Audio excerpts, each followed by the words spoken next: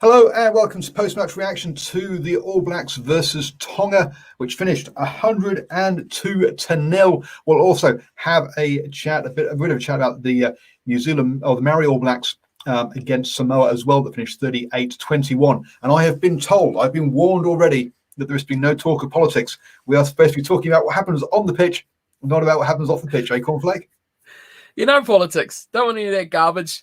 It's all about the action, the action on the field, the highlights, the good points, the standouts. Hey, the reason why we have these games, yes, bad score, yes, bad circumstances for Tonga and all that sort of thing, getting players, we know all about that. But from the perspective of this, it's all about seeing what players perform. You know, the guys will talk a lot about Quinta Pies, players like that. Seeing how those guys stand up, sure, it's not the Springboks, it's not the Wallabies, it's not that, but still, it's that next step up. It's new environment, new players, new partnerships, all those sort of combinations. It's seeing what we can get from those guys. So, we'll get on to that. But more action, what's on the field than all the garbage off it. No need for that. There's plenty of time for that during Tuesday's show, the Driving More show, which is much more about the greater game, but this is about this is about the actual games themselves. Welcome to those people in the live chat. We've got Simon and Neymar in there. Don't forget you can join us on YouTube, Facebook, and Twitter for these live chats, and also we do put things out on our what's it called? Podcast. That's what it's called. Our podcast channel as well. So, folks, there's a bit of disappointment that Will Jordan didn't score 2 more tries. Oh, there we go. It was all about records. And I think coming into this game, I think I put the All Black in my prediction. I think I had the All Blacks down for, I think I put 50 on that. And perhaps I knew at the time I was being a bit kind. I didn't think I was being, I thought, especially last year, 2 years ago now, 2019, just before the World Cup, we had a similar game and that blew out to over 90 points as well. So, look, I think coming into this game between the All Blacks and Tonga, we kind of knew what we were going to get, didn't we? Well, yeah, all that build-up, like I spoke about before, you know, the giving players and the level and the quality of the players that they were getting. But it's just that, well, I mean, how far back do you go about the cause of this and the irregularity of playing? And this is the first time since the World Cup that Tonga have played an international match. You call them South Africa B at this point, the way that they're going. It's been the same time. So it's all about all the politics behind the scenes that we're not going to talk about.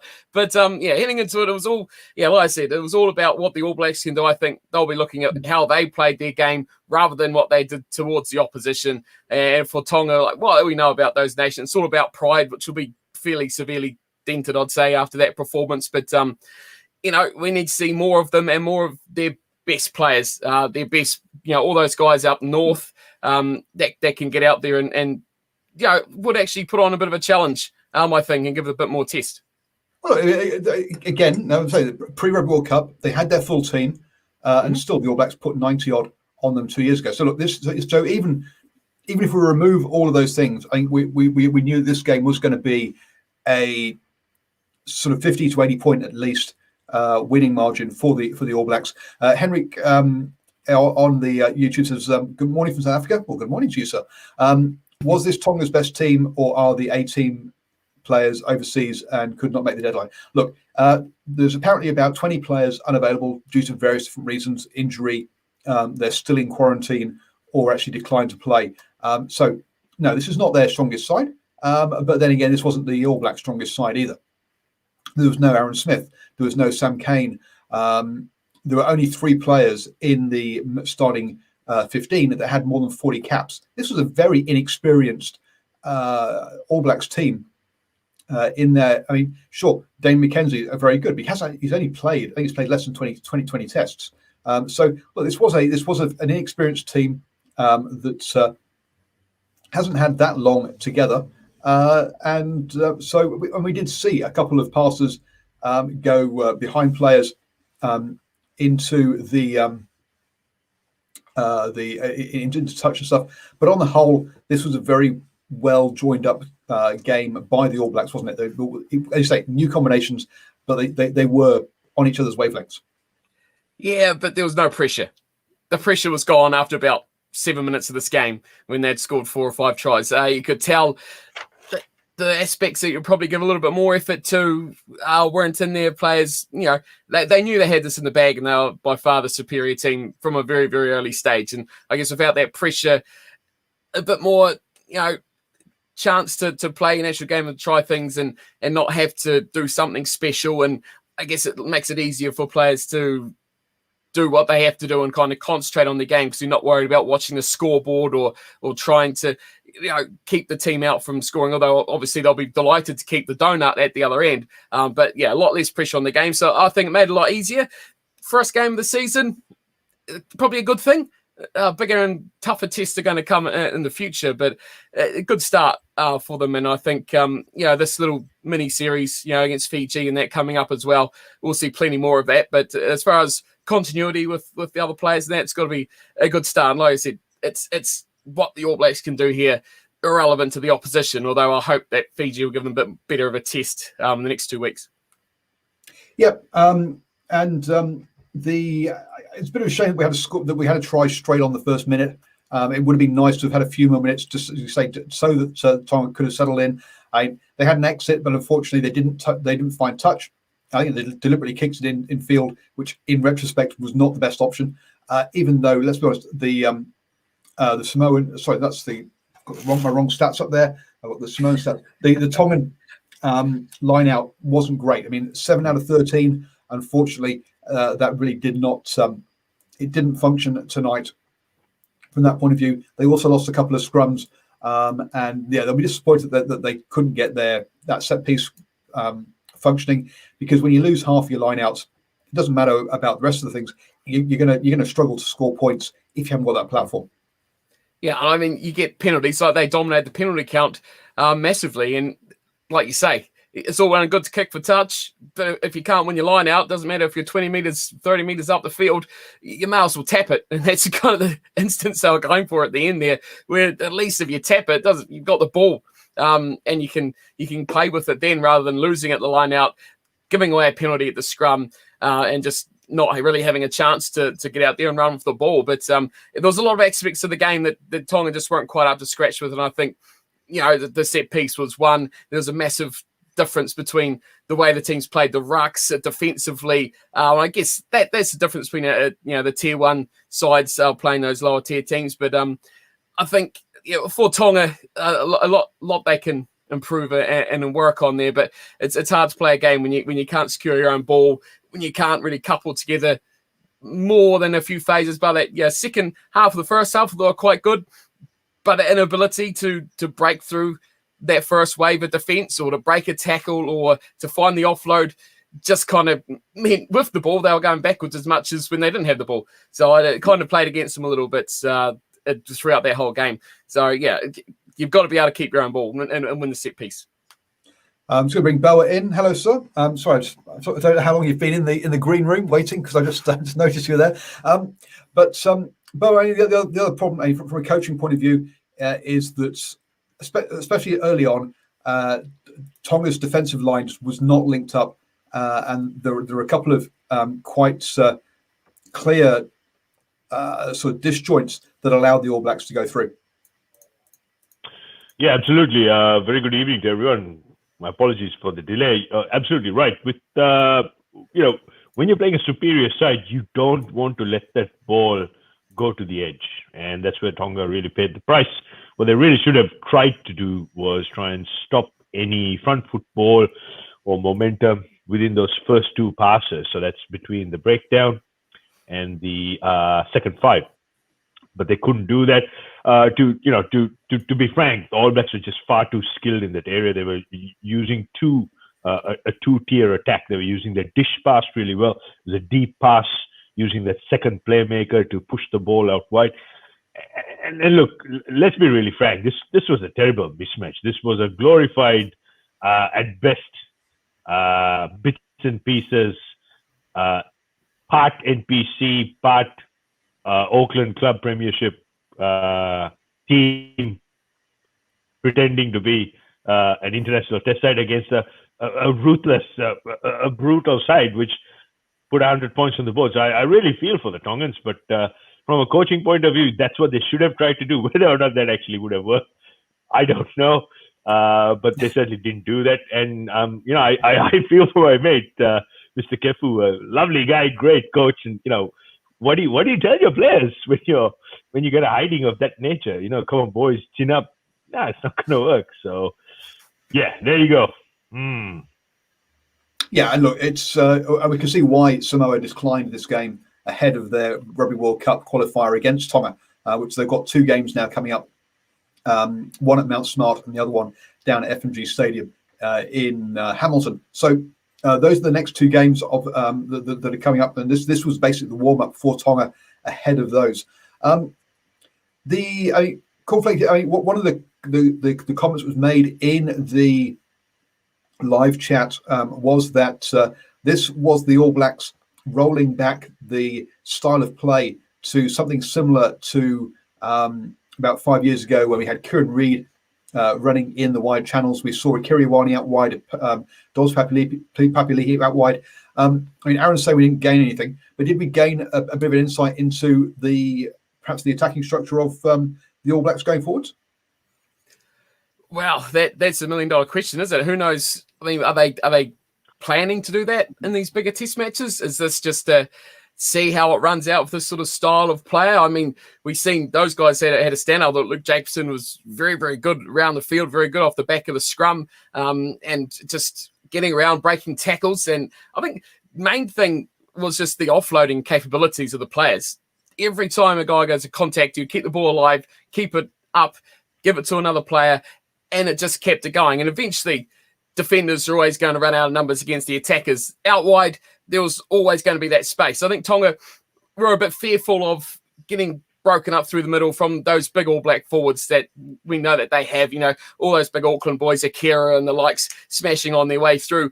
So I think they overcompensated. Well, maybe they did well enough to keep that somewhat competitive, but they suffered massively out wide. And once you get a few offloads and get fractured through the middle, those outside guys are going to come into middle to try and cover that line. That leaves those outside guys. And we know what those guys can do out there. We've seen it for years. And when you got the big forwards who've got pace about them and they had that little bit of power in there as well against those outside back defenders, they always got the big chance to get it through. So we'll see. The true test is going to be when those big teams come to play, and whether they'll stick with that.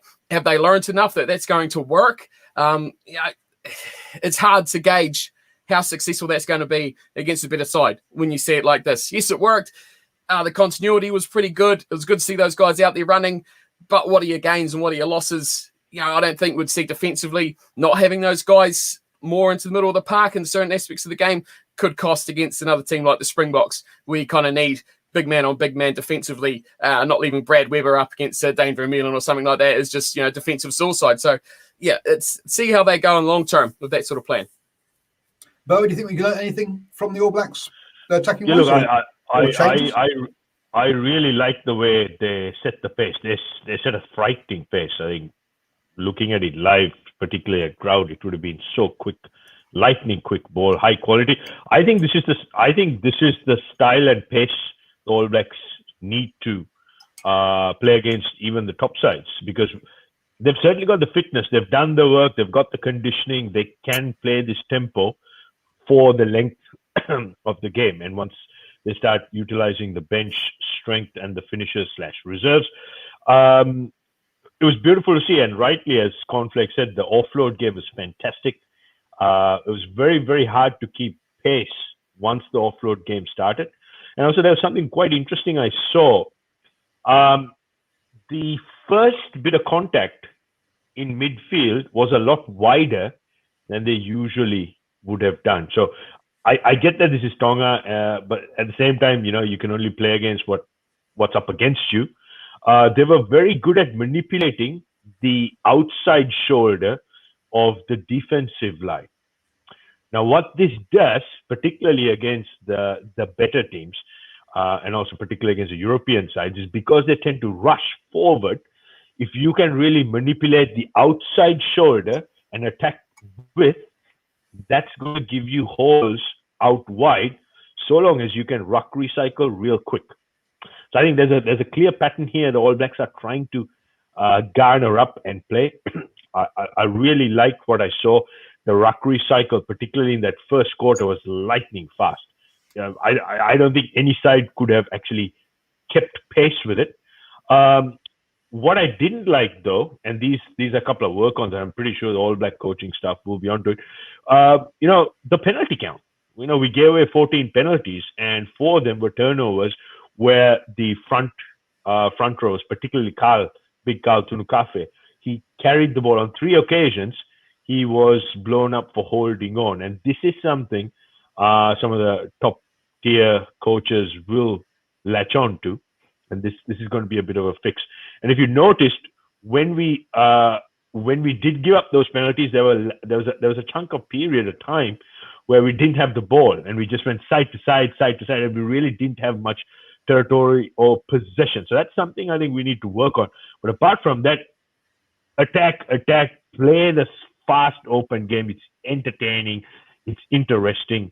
Where the whistle doesn't go off, that's where the All Blacks are very potent. So some of the bigger teams, they'll be onto this, particularly the Wallabies. They will try to disrupt. They'll try to disjoint. It'll be a stop-start. As soon as you get in this stop-start game, that's when the momentum slows down. That's where you can actually get on top of some of these vulnerabilities from the All Blacks. But loved what I saw with the attacking flair. Long may it continue. Looking at some of the stats, then Sam Whitelock actually gave it 4 penalties. Was the biggest penalty guy. According to ESPN, Carl only gave up 1 penalty in this one, but perhaps turnovers. And what you were saying there about this pass is you can see in the stats, 243 passes for 141 runs. That's 100 more passes and runs.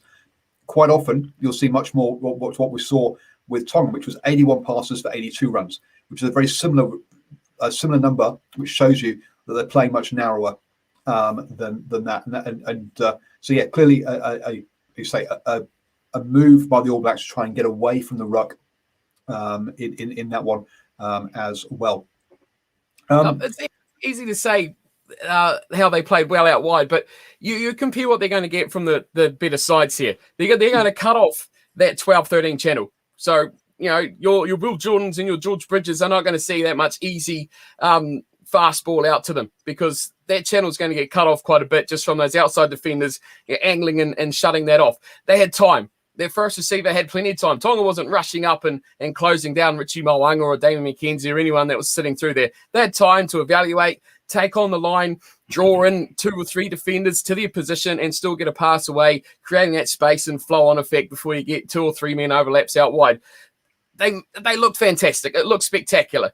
But, the quality of what they're up against wasn't the greatest. Tonga, when they had the ball, they were very desperate to not go wide, because George Bridges is as good as a turnover as your number 7 Pape Le'i, in a big breakdown. If you get a one-on-one man, Bridges is going to be up and over that ball. He can get a penalty for not releasing just as good out wide. So they didn't want to risk that. And you're right, they played extremely narrowly. There was one off, 2 forward, charging in, got put down pretty quickly. And I just wanted to try to keep the ball and test your way through there. So it's easy to get excited about how good they look, but I just don't think, especially on attack, we're not going to get this much time week in, week out. We're not going to get that much easy ball through to the outside backs with, 3-on-2 overlaps with you for your last couple of men. So, yeah, it was good. It was great for Tupai, great confidence, good to get those guys the experience, but it's going to be a lot different. And I'd like to see, Tupai, good as he was, when he gets to that instance where he can't get the ball away, he's a good runner. He's going to have that confidence to just say, I can't give it to my winger or my outside centre. I've got to get in here and recycle this ball and make it another phase. It was a bit too easy for him. He did well, don't get me wrong, but it's going to be a lot tougher in future. Sure, that's going to be the challenge. But another thing about style, though, I want to just talk about here is that Dave McKenzie, 35 passes, Richie Mo'unga, 37. It shows you that they're still after this dual playmaker. The number of times that Dave McKenzie was stepped into first receiver was very noticeable. So they're still after that dual playmaker. I'm just trying to think about what can we learn from this game as to how they're planning to play. They'll be planning to get that width. As you say, conflict. They're not going to get it as often as they did in this game or as cleanly. Absolutely agree with you there. but that's clearly what they're going to be trying to do, and they're also going to be switching David McKenzie and Richie Mo'unga, or whoever plays in that 15 role.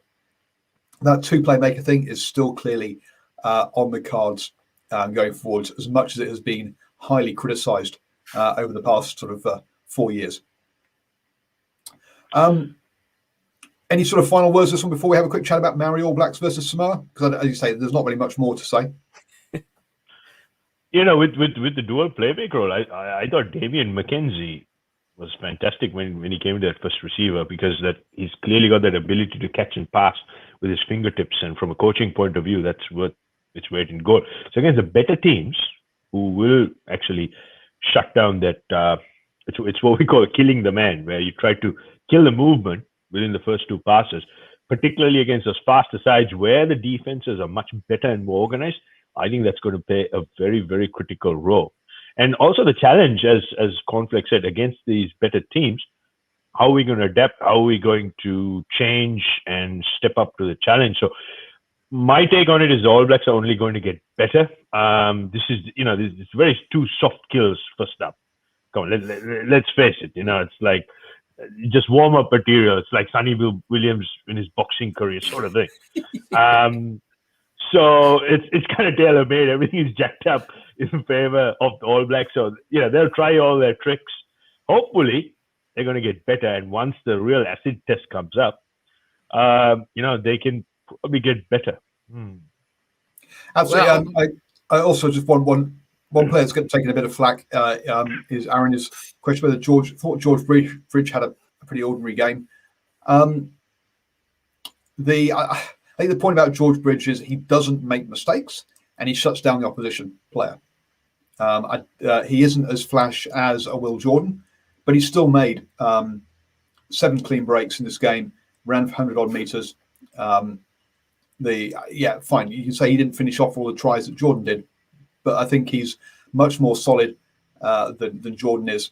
They're it's a slightly different style of player. Sorry, Cornflake, I cut you off there. No, I mean, George Bridge, what did he do wrong? It's easy to say, he didn't do the flashy stuff. But I think he got 4 try assists or possibly even more. That was, probably halfway through the second half that I saw that. But yeah, I mean, in this game, I think learning about style and learning about players, I think the midfield is possibly the biggest question mark over this whole side. There's a lot of areas and players who are, your 50-50s and things like that. But there's a massive concern in that 12 and 13 jumper at who's going to take those positions, who's going to do the job. I mean, George Bridge was a bit invisible or didn't do the big things right. I think Rieko Ioane was a fair bit invisible as well. And I think I've spoken a lot about Tupai because I think he was a key guy, but I think the way he played was pretty big explanation about how the All Blacks want their 12 to play. I think when we look at him at the Chiefs, he's a guy who likes to smash guys, big runs, break tackles, get an offload. When you play a Anton Lienert-Brown, he is an extraordinary player running off your shoulder, so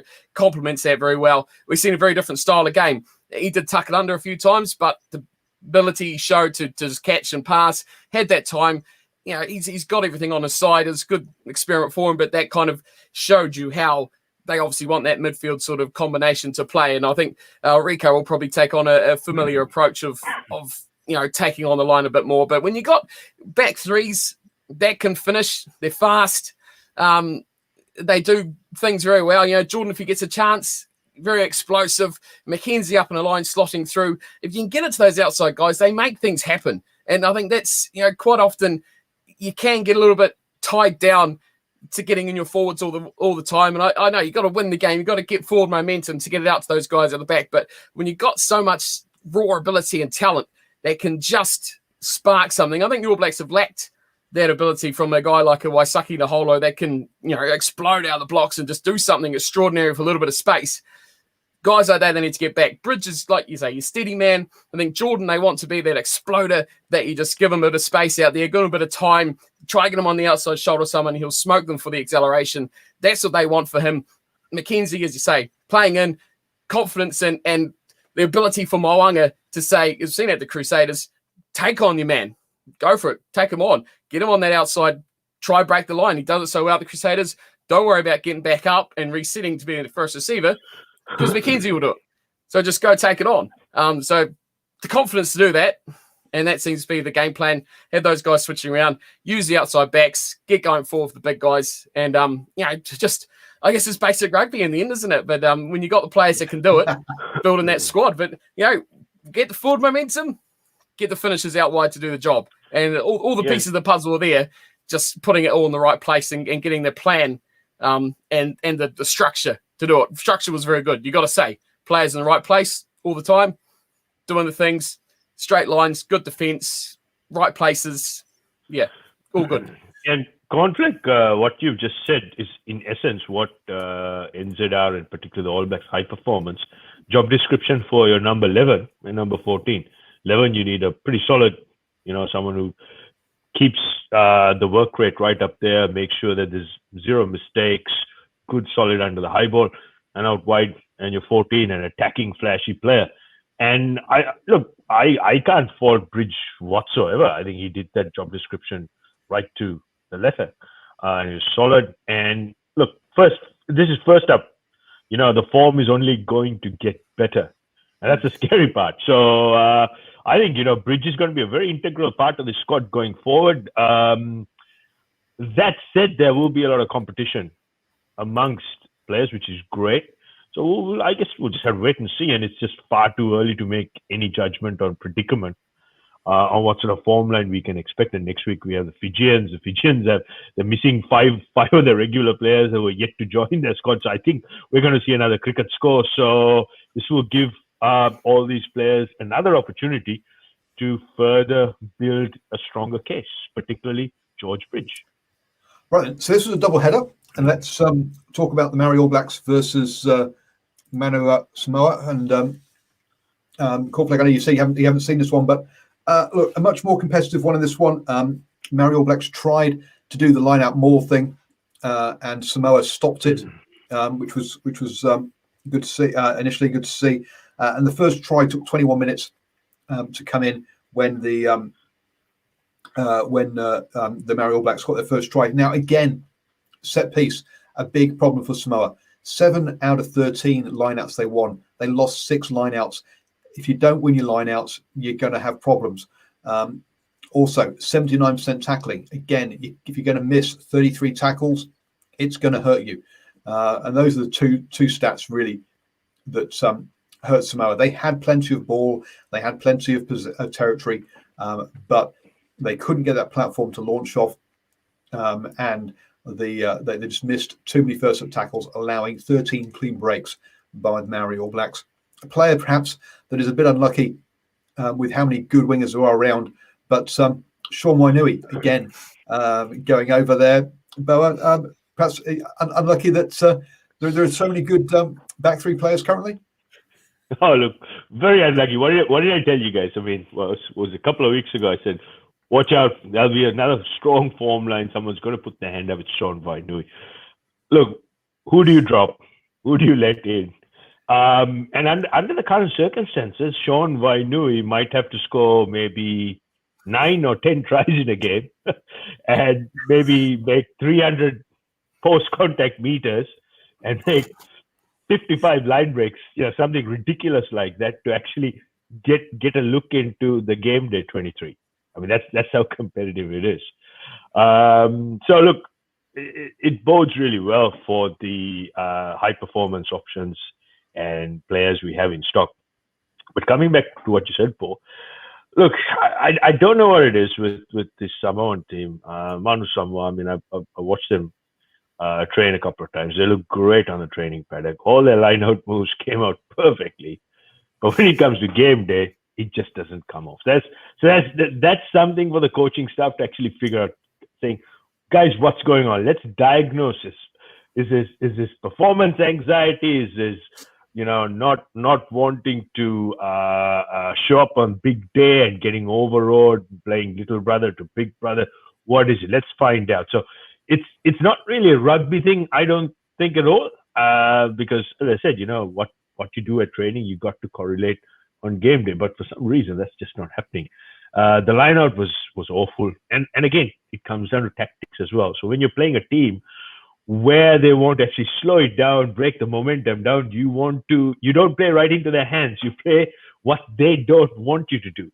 I speed up the game, look for the offload, play smart, play the right territory. So good signs for Samoa. But again, just probably missing their top 2 inches, which is the most important, tactics and execution on game day. Yeah, as you say, this was an entertaining game because both sides were happy to chip over or grubber through and run it and to really attack.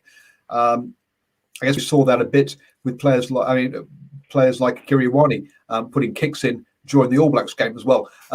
There's plenty of license to say, look, if you see space, try and get the ball into that space, and that made for exciting play in this one.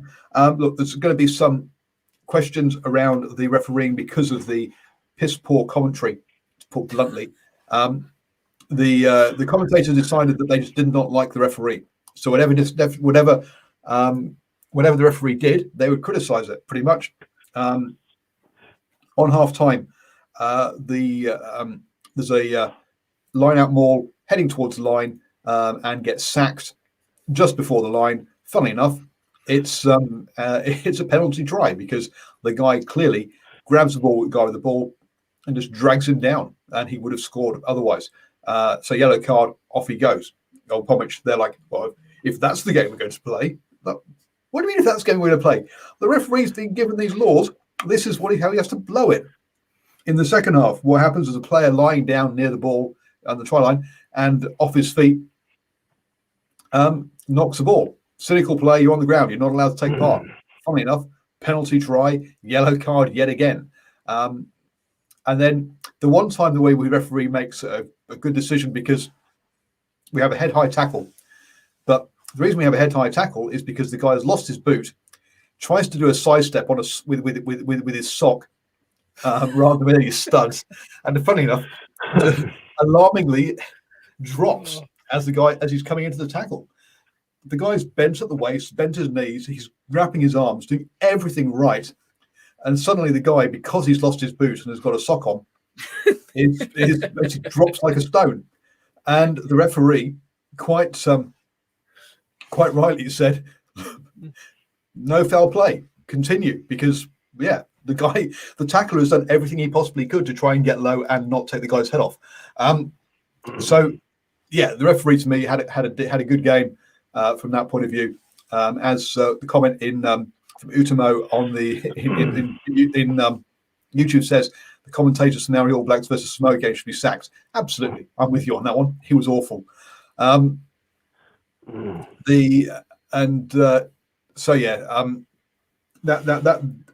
for me, definitely tarnished this game. Just say that I'm available for next week. Sky TV. Yep.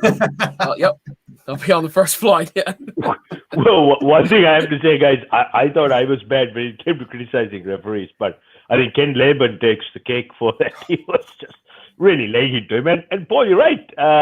But what you highlighted is clear-cut evidence that if referees, officials, paid professional officials, use a little bit of common sense, they can actually make some brilliant calls and simplify the game so that everyone goes home happy. And that instance where there's a lost boot, trying to do the hot step off your rugby sock, you kind of lose your posture, you go down, and that happens. You're never ever going to get rid of that element from a contact sport, and common sense and sanity prevail. Now on another day, maybe it was a more higher profile game. Check TMO. There've been 1 million interjections, and we will watch 55 replays, and out comes a yellow card, and then the TMO said, no, actually, you know what? There was direct contact to the head, so therefore we have to upgrade it to a red. It would have been a mess. It would have been an absolute mess. So, look. To be fair, look, we had the TMO in this one, and the referee said yes, the direct contact to the head, but he's wrapping his arms, he's bent over. There's nothing more he can do. Look. Let's give the referees in this, the officials in this case, boys, sure. Give them medals. Gold star today. I'm more than happy to drive down to Wellington and give it to them myself, having criticized them all season long. Look, it's so that penalty try on half time at 19-7. It was really competitive up until that point. We then had, but then Samoa come back out, down a man, show some great ball retention, and score into the post to make it 19-14, and it's game back on. If they hadn't missed the penalty that they kicked over, who knows? It might have kept it close. But Maori All Blacks went through 14 phases.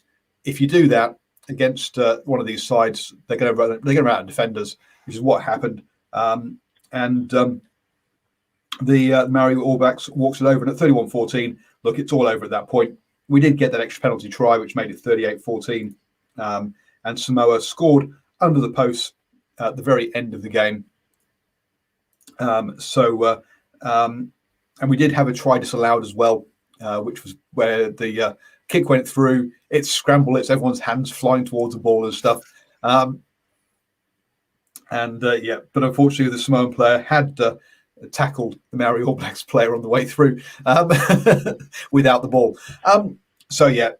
Look, I say a good evening for the referees. Obviously, the second game much easier to referee when one side's dominating it that much, but this one had a good one. Samoa now 2 good hit outs. They've given all their players some game time heading into the Tongan game. You've got to say that they're going to arrive at that game in better shape, having had more of their players, having had 2 games and 2 competitive games as well, whereas Tonga has still got some guys in managed isolation or managed quarantine, and have had a game where, apart from being able to see which players will stand up and I think most of their players did, but there might be 1 or 2 players will go, look, you let your head drop, so therefore you're not going to get selected. I'm not sure what more Tonga will get out of that game, but good for Samoa heading into the qualifiers. Boa. Yeah, no question. I think it was actually very prudent, and for the sake of self-preservation, not playing a battle-hardened All Blacks team, as Tonga found out today. That was probably the smartest thing. One thing I have to say, particularly when some of the lower-ranked teams, when they have to front up against the top-tier teams, maybe from a preparation point of view, they need to actually be given a bit of a head start. Now, I don't know professionally, in the professional game, whether there's much leeway in the calendar, but the reality is, having followed, how these teams prepare and train, I think more time they have together, given that they are not as professional, and I mean this in the greatest respectful way to some of these lower ranked teams, particularly our brothers from the Pacific Islands. They just need more time to prepare. Because, not all their players are fully professional in the sense of how these All Blacks, the Wallabies, and the Springboks, and some of the top European teams are as professionals. So they just probably need to be given almost a handicap. Because, today's game, let's face it, Tonga copying 100-point hiding. What did it achieve? It just beat their confidence right down to a pulp. All Blacks probably achieved very little as well, because it was a glorified captain's run. And I have to say, the only real cool thing watching the game live was in between the breaks, which weren't many, the DJ played some cracking music. That was really about it. The serious note I want to put through is, I think these lower ranked teams, they just need to be given a fairer chance, more time to prepare together as a team. I'm sorry, but that DJ was obviously hasn't listened to any music in the past 20 years. He played nothing from this century. I mean, he was playing 70s and 60s hits. He wasn't even playing things that were anywhere near. I don't think he played anything after the 80s at all in his entire set. No, I didn't hear anything either. So, but that was wonderful. I loved it. I'm an old soul. I love it. And So as we try and grow the game with the younger audience, let's get Boa in there to spin the tune. Absolutely. That'll work. Dear me. Look, you're quite right. Though on your serious point, look, Samoa and Tonga should not be opening up against the All Blacks. They should have at least a month together.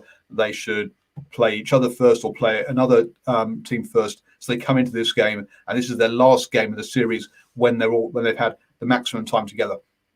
Putting it as your first one out, where some players have only been in camp for a week, have never been in camp before, making their debuts. Yeah, it's not a sensible proposition here. Are we suggesting a handicap system like golf? Like in golf? No, I'm not really. What we're saying is that they shouldn't just be thrown in with no preparation time. That they need more preparation time. Now, how do they do that? Well, you know what? Part of it's funding, being able to actually pay for their players to be in camp, etc. as well. So but it all comes down to the. Sorry to interrupt, but World Rugby. This is where they have to start, walking the talk. Put your hand into those deep pockets. Give funding to some of these unions who deserve it. And also, if you go back last year, I know it was all COVID related, but first up, it was, top teams playing each other. And we had a very exciting tournament, and All Blacks got knocked off their perch by the Pumas. And it made for interesting viewing. So what I think has to happen is, with the lower tier teams, give them more time to prepare, give them games which are evenly matched first up, so then they can build up a solid form line. Give the top tier teams to play each other first, so it's exciting and there are no easy, chump change sort of games where everything is jacked up in your favor. And it's, they will then roll on into the season, so where they have to then play the lower tier teams who have had a tune-up, who've got their combinations, who've got a bit of confidence, and who'll probably be on a winning run. Then this is just going to change the whole dynamic slightly in the favor of the lower tier teams. And if we do this consistent enough for the next 6 to 10 years, we're going to start seeing more competitive games. What happened today was Tonga just turned up to make up the numbers, and that's not good. That's just not good for rugby. Yeah. But if you went into this game and, like, from Tonga's perspective, you go into this and what they've got coming up, they got this match and then they got these World Cup qualifiers. You're not going to go into this going, oh, okay, we'll go through the World Cup qualifiers, and then when we've got 3 weeks together, we'll take on the All Blacks and try go for a meaningless competitive result. No, they don't give a stuff about this game. Like you say, it's a training run for them as well, although it's a demoralizing one. Focus is World Cup qualifying, isn't it? Fitness, combinations, playing together, match sort of, I guess you can't get more match sharpness than playing against one of the best teams in the world. So learning, developing from that. This is a build-up for them. This is build-up. Yes, it looks bad, looks terrible, but they don't want this game last. They don't want to play Samoa in these World Cup qualifiers and then play the All Blacks. That's not the focus. The focus for them is going to the World Cup. Why wouldn't it be as well? So, it's just going through. But if we want to rewind back the bus up, as Ashwin would, and go back to the actual matchup, I do want to ask a question about how these two teams play. Like, talk about the All Blacks and their style and how they're going to play out in the rest of the season. And Bob talked about the depth and, guys like Wainui and that in this Maori All Blacks side. How did they play with Teddy Black at 10 and Josh Ioane at 15? So did we see similar sort of dual playmaker role? Are the All Blacks having an impact as on this Maori All Blacks side and that sort of dual playmaker sort of performance, I guess you could say? Because we know with the Highlanders, Ioane loves to come up at 15. He's an attacking threat massively at breaking the line, moving in through the centres, coming at first receiver. He does play very well through fullback. And the battle in the midfield, I've been going on all night, but Nankivell and Proctor up against, I think, personally, a player-wise, is very strong. Combination-wise, not so sure. But Henry Tifu and Stacey Ely have been pretty strong in Super Rugby AU this year as well. So how did those two guys in that midfield battle? I think All Blacks will probably be watching that game, or they would have been watching it, they were there, and seeing how that sort of next tier and the Proctors and the Nankervilles and the Ioane, of course, I think is a guy on their radar play in those positions. Ioane is a guy who can certainly play that dual playmaker role as well. So did that flow through down the ranks? It's hard to tell from the just looking at stats because Ioane actually moved into 10 when Terry Black got himself injured and had to go off. But look, Josh Ioane actually passed the ball more than a Terry Black, nearly twice as much. So yes, it was to a certain degree. Terry Black had a good game. In all honesty, I know we kind of criticise him for being a bit of a kind of lead the team around the park and just pass it kind of player. But he did make a couple of runs and breaks and stuff, and did mix things up well. The Nankerville, I guess, 10 runs for and 6 passes. So again, you talk about number 12 jersey bashing it up and heavy carries. Yes, we saw that from Nankerville as well. Proctor, a bit of a quieter game, in all honesty, in that one. So we did to a certain degree, but perhaps not as much as you'd want. Bowen, what did you see in that game? Yeah, look, Cornflake makes a very good point. I think this whole dual playmaker role, and again, NZR, All Blacks, the high performance, most of the teams, they will try and articulate and also emulate what this whole blueprint is right at the top. So there's definitely a sense of that, and there's definitely guys like Clayton McMillan will be rolling off a template very similar to the All Blacks. As far as the Maori All Blacks game and Australia Black, I thought he had a fantastic game. I thought he maybe he saved the best for last. It was his signature sign-off. Now that he's off to Japan for a couple of years. I was actually listening to Australia Black on the radio the other day when I was driving, and he made it very clear that he wants to improve his game, and he's very focused on really establishing his name as a household name in the Japanese league.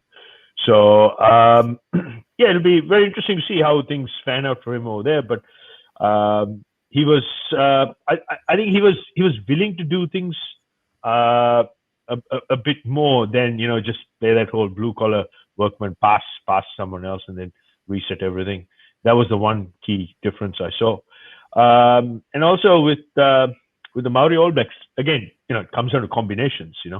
What I'd really like to see is them have a sound squad of players over the next 3 to 4 seasons where they can get some continuity, much like what the All Blacks themselves are doing, rather than trying to chop and change and mix and match too many players. But yeah, definitely I agree a lot with what Cornflake was saying with the whole going down the dual playmaker role. So what Australia Black's trying to say is that he wants to be the next Hayden Parker. Yeah, well, yes, exactly. Well, he did mention on the interview that he's been practicing his Japanese a lot. So to fast forward 2 years, he'll be speaking Japanese. Someone from New Zealand's gonna ring him up and he'll be like konnichiwa, and bang, straight into the Japanese. And next thing you know, he gets a passport, and yeah, you're right, we might see him do exactly that. Good on him. Look, it's I think it's partly here. I mean, obviously he had the season with Bay of Plenty with Clayton McMillan last year in the Minor 10 Cup, so he knows it's talking about combinations. He knows the head coach there with Sam Nock inside him. He obviously knows Sam Nock from the Blues, so it wasn't from a combinations point of view, it was there. But I think what you probably saw here with this was that he was given a lot more freedom than he's given with the Blues. I think with the Blues he's told to do certain things, and with this in this game, I think he was allowed to play more than he's been allowed to do with the Blues. So I think for people who will, as you say, Boa, is someone that we might see in a few years' time come back when we have like a top league versus Super Rugby sort of crossover thing game, whatever. And he'll come back. We'll be going. He's this. He plays like this, and we'll actually see a totally different player because he's been allowed to play. And I think he's been put in a bit of a straitjacket by the Blues, and isn't playing the way that he should do. A bit like a Michael Collins, played out of position by the Blues, and he's like, well, yeah, he is. And when he goes down and plays the Highlanders, gets given a different role, he looks a lot better. So I think we could see something like that from a Terry Black if we see him back again. But Nankivell had a good game as well, and I think there were only something like 2 or 3 debutants in this Maori All Black side. The problem for me, and again we're straying into Driving Moore show kind of territory here with this, but the Maori All Blacks have only got 2 games this year. It's a totally underutilized and wasted team that needs a lot more action and can be used in such a good way for New Zealand rugby, be it against tier 2 teams or be it against midweek games for touring sides that if they're being a big enough squad draw it as well. And there's lots of ways it could be used, but it's one that essentially New Zealand rugby doesn't care about and doesn't want to, and just can't be asked to grow, unfortunately. Well, look, simple fix. Play the Maori All Blacks in a quadrangle with Samoa, Tonga, and Fiji. Play them in that first 4-week window. Let the All Blacks play more competitive tests, either Wallabies first up or the Springboks. Unfortunately, the whole structure of the international window of playing your June internationals and then the Rugby Championship is designed around the tier 1 nations of Australia, South Africa, New Zealand, and Argentina getting warm-up games for the Rugby Championship. It's how the entire season is structured. What you're talking about is a good idea, but does require a total restructure of the global calendar, and we're not going to see that, unfortunately. And that's definitely a Tuesday night topic, not a post-game reaction topic. Thank you, boys. I could go on for hours. I know you could. And I've got a 4 a.m. game for the Lions versus the Lions to get up to watch, so I need to get to sleep. But thank you very much. Lions will win that. You reckon the Lions will win? Yep. Okay, I'll put some money on it then. The team I look, the Lions, the real Lions, are just going to walk all over the Lions. That's how it's going to be. Well, which are the real Lions? I mean, they're both real Lions. You can't do that. Sorry. Okay, so let me unriddle the riddle. The British and Irish Lions are going to walk all over the Emirates Lions. No. They're the Sigma Lions now. No. Sigma Lions. I stand corrected. There you go. Geez, we're going to get a lawsuit. Keep this up. Goodness me. Here come the letters. God. Oh, they can sue as much as they like. We've got no money. Or I've got no money.